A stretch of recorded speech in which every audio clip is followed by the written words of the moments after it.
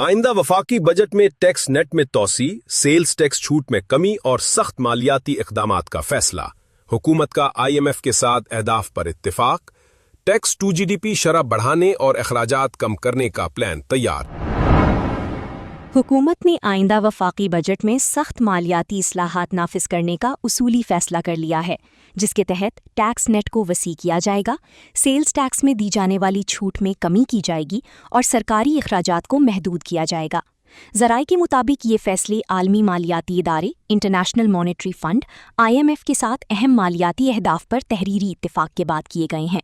ज़राए का कहना है कि आइंदा माली साल 2027 के बजट में टैक्स टू GDP शरह में इजाफा मरकजी हदफ होगा, जबकि फेडरल बोर्ड ऑफ रेवेन्यू का टैक्स हदफ तकरीबन 15,500 अरब रुपए मुकर्रर किए जाने का इम्कान है। हुकूमत की जानिब से सब्सिडीज़ में कमी, गैर ज़रूरी अखराजात पर कंट्रोल और रेवेन्यू में इजाफा जैसे इक़दामात पर भी गौर किया जा रहा है, ताकि माली खसारे को कम किया जा सके।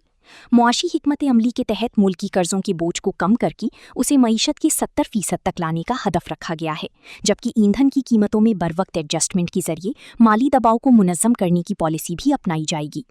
IMF की पेशगोई के मुताबिक अगर इन इस्लाहात पर मुअस्सर अमल दरामद किया गया तो दरमियानी मुद्दत में मईशत की शराही नमू 5.5% तक पहुंच सकती है। ताहम तवानाई और खुराक की कीमतों में इजाफे के बाइस महंगाई में इजाफा भी मुतवक्की है। हुक्काम के मुताबिक सरमायाकारी और बरामदात की फ़रोग़ को बजट में खुसूसी अहमियत दी जाएगी, जबकि टैक्स केसेस की बरवक्त फैसलों से इजाफी आमदन हासिल करने का भी मंसूबा है।